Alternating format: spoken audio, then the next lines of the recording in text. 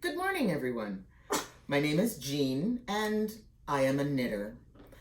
I'm currently working my way through the Master Hand Knitting Program from the Knitting Guild Association.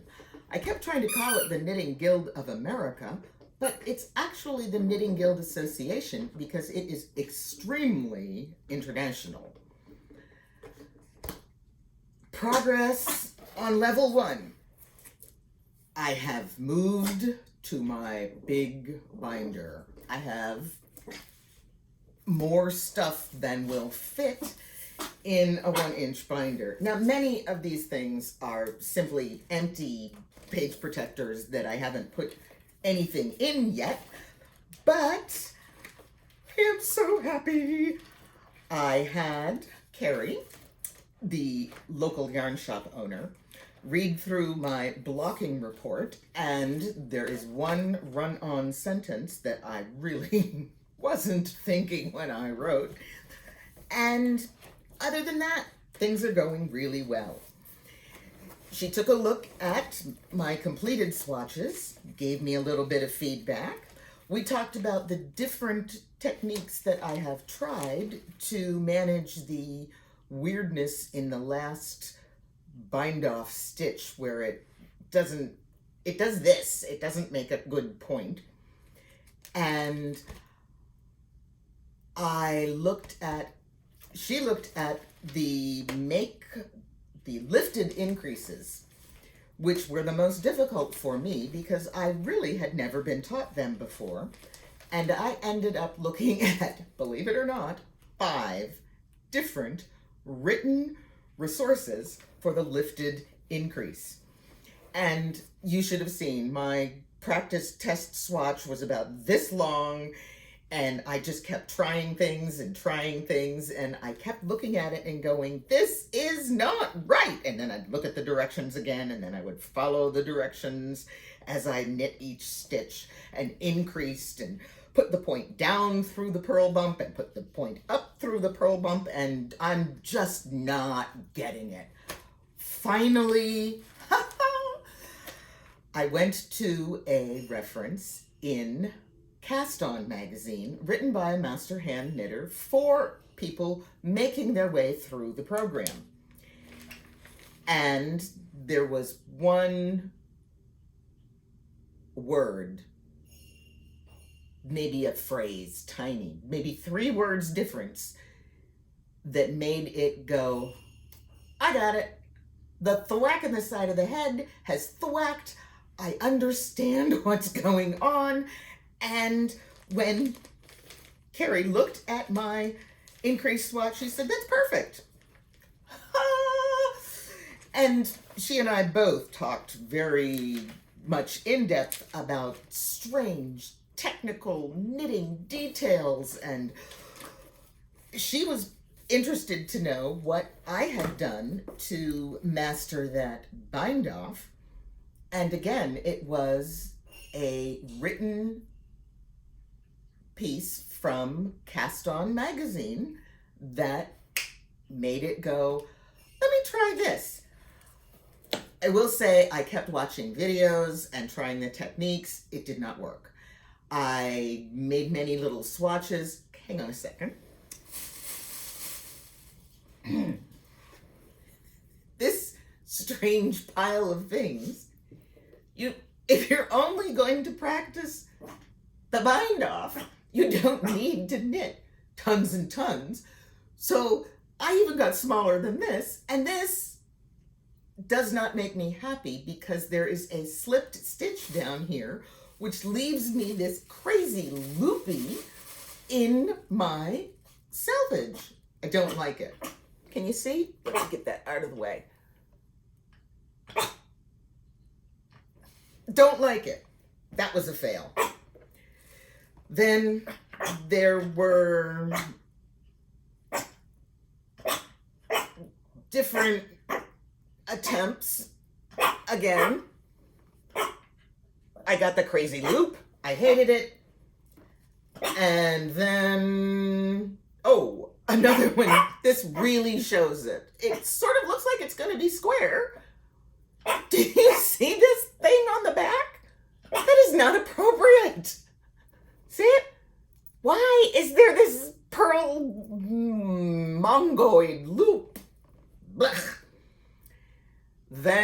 I tried another one. Got rid of the pearl loopy thing, but I still have this. I tried a slightly different bind off, and I don't have samples of it. Don't know why, but it was repeatable for me.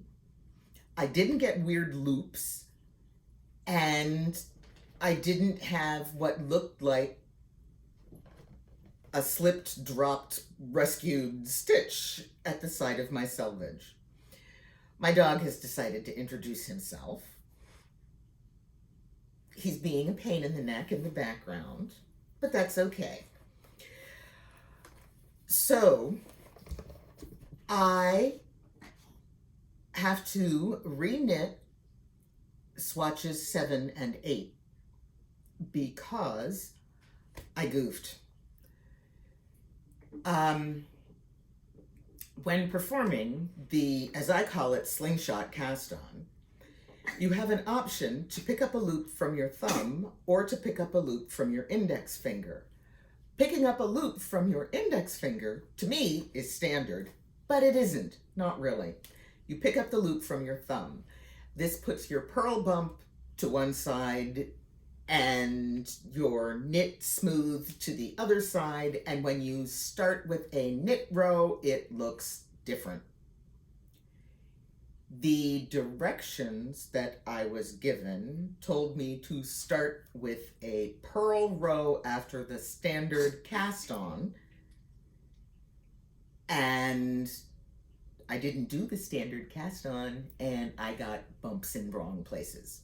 So, gotta do it again. But that's minor. That is absolutely minor. The decreases are going well. That's the first you do a set where you work even, then you do a set with increases, then you do a set with decreases, and then you do a set with them combined to make eyelets and lace patterns. After that, I'm going to work on cables, and then we do color work, and then we put it all together and make a mitten. But thank goodness I've been doing earlier research, and Arenda Holiday wrote an article for Cast On magazine, complete with very close-up detailed photos that indicate how not to have a hole when you join the picked up stitches for the thumb. Oh, I'm so looking forward to having success with that. But talk about successes. I wanted to show you some of my older sweaters. This isn't a sweater. It is a huge shawl. It's made out of mohair. It's disgustingly warm. And for anyone who ever tells you you need a 60-inch circular cable knitting needle, laugh in their faces, because this darn thing is, oh, and I did a knitted bind off around the edge, which you think is going to take forever, and it goes so much faster than you think. And there's little, you're looking at the purl side. That's ridiculous. Flip it around. I'm admiring it. You need to admire it too. Ta-da! I am so proud of it. Was it work? No. It was airplane knitting, actually. It worked really well. You gather it all up on the cable needle, you put the ball of yarn in the middle, tension up, and then stuff it in your knitting bag, and off you go. It worked like a charm. This one is a Lopi, back when Lopis were a big deal. It's not a yoke patterned Lopi, it's an all over Lopi, but it was knit circular from the bottom up, because we didn't do top down circulars back then. And it was actually one of the first sweaters I ever knit as a shop model. What did I learn from this? That commercial directions aren't always right. For the raglan decrease, they said every third round. I followed the instructions. The sweater looked horrible up on the wall. It went up like a giraffe was supposed to wear it. I was, it had to hang for 6 months at a minimum, and then I could take it down and own it. It's been folded and it's been slightly distorted over the years, but it's really, really warm because it's double thick because of the carried yarns in the back. Now, I took it down off the wall, ripped it out, down to here, down to where the raglan decreases would start, and re-knit it with a correct raglan decrease, which is every other round, and it will give you a nice 45-degree angle up to the shoulders, and didn't have a problem. Ta-da! It came out just right. I did fully fashioned decreases because that's the way I wanted it, and you can't even really see them because the stitches are so darn large and the sweater's so old, but I was very pleased. This was the first time I took a commercial pattern and did not follow the directions because I knew the directions were wrong. I knew they were wrong when I knit it the first time, but the shop manager said, you have to follow the printed directions so that our customers will get what they see on the wall. And I'm like, but it's a disaster. Sorry. From there, I went to designing sweaters.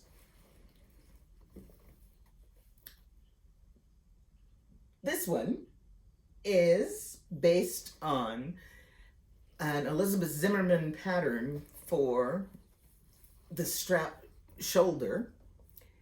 And you can see I come up, whoops, I come up and then I go across. It's not a raglan. So you can, this allows the cable pattern, I planned that, to come from my wrist. The honeycombs go all the way up to my neck with no serious adjustment of the pattern. I lost a half a honeycomb, but most people don't even notice it. And yes, when I knit it, I was really that small. This sweater, because of the honeycombs, however, has an incredible amount of stretch to it. You can see that. And it's actually still a comfortable sweater for me to wear. I don't know if you noticed, but can you see how far down the sleeves go? Yeah, I really have long arms. They're disproportionately long. The first sweater I ever knit was knit 6, purl 6, ribbed turtleneck in a single color. And I was following my mother's directions, and she said, knit both of the sleeves at the same time. Oh, I thought I would never get done. Never, never, never, never, never get done. I was a senior in high school, and I just kept knitting.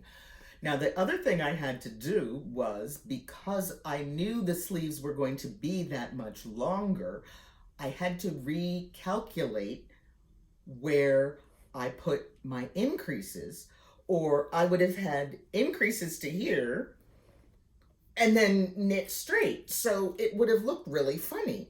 So I had to spread them out so that they went all the way up the sleeve.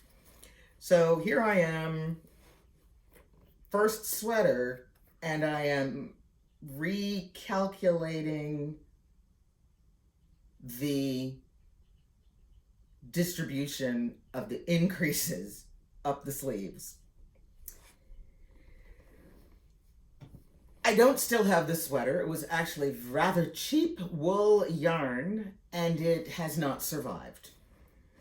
This, I call it my resisting piece. It weighs a ton. It is a combination of 2 yarns. I held them together. One is a strand of alpaca, which I added for warmth, and the other is a lighter fisherman wool. This one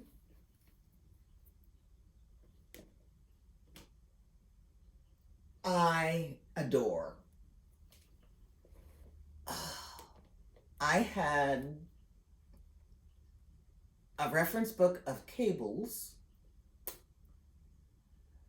my brain just went whoop, Barbara Walker. And I had an Elizabeth Zimmerman book or 3 on how to design sweaters. And I had actually used it a couple of times, and sometimes Elizabeth's percentage system works out just right, and sometimes it's not quite there. So, having used it on other sweaters, and having already completed that cable one that pulled in so, I designed this one a little more accurately for my body type. It doesn't have to stretch. The alpaca takes out some of the stretch from the wool, but it also adds so much warmth. I have gone out in winter weather wearing a t-shirt, a long sleeve t-shirt under this and this sweater, and spent 2 hours ice skating. And I was perfectly warm. Yeah, it's that warm. You don't always need a coat when you're wearing a sweater this heavy. When I looked at my notes, because I had a notebook where I wrote down all of my patterns and kept track of them, I just laugh because there is no way at all that another knitter could duplicate this sweater from my notes. I could do it given the notes and this sweater to look at, but the notes by themselves, cryptic little calculations scribbled in a tiny notebook. Oh well. So those are some of the things I have knit in the past. I thought you guys would like to see them.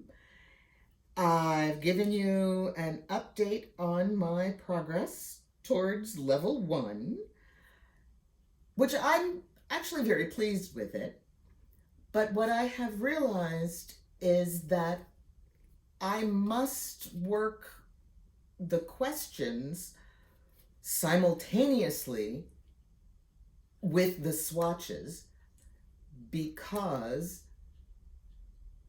it allows me to identify if I've done something I should not have done with the swatches. Let me see. That means I'm scribbling a lot of notes.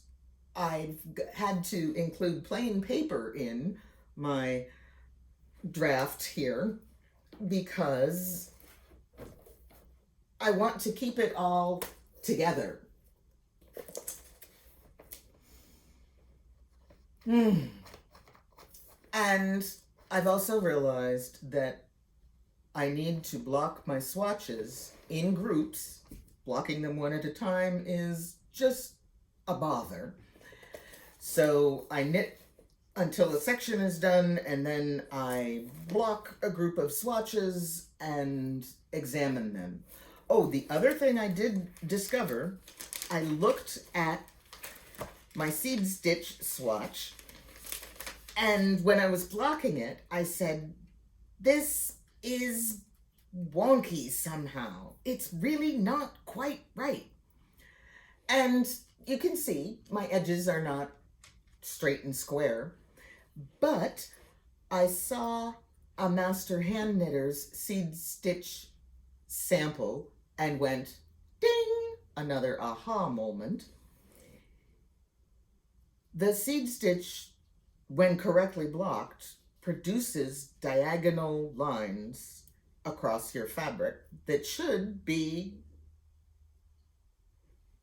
functionally at a 45-degree angle across the fabric. And the seed stitch has a lot of fluidity, I would say. You can pat it out in all kinds of directions, but if you don't line up your diagonals, you're not going to get straight sides. So I'm going to have to get this wet again and see what happens the second time it is wet.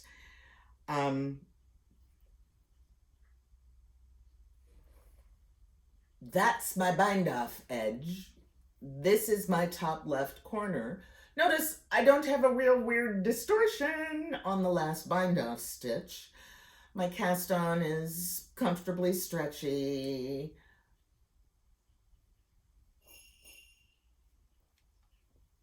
It's kind of fun to just look at your knitting in great detail. I'm enjoying the heck out of it. So I want to make it perfectly diagonal. Then I think it will be fine. If I have to reknit it, I'll reknit it. But 5 is done, 6 is done, 7 is done. I am working on swatch number 8 and 9 and 10. These are the decrease swatches. And I got hung up on the lifted increase and didn't have any problem with the blended decreases. I'm not totally thrilled with the full-fashioned decreases, but I've knit enough samples that I know I'm really doing what is supposed to be done. So the reason it doesn't look right is just the nature of the beast.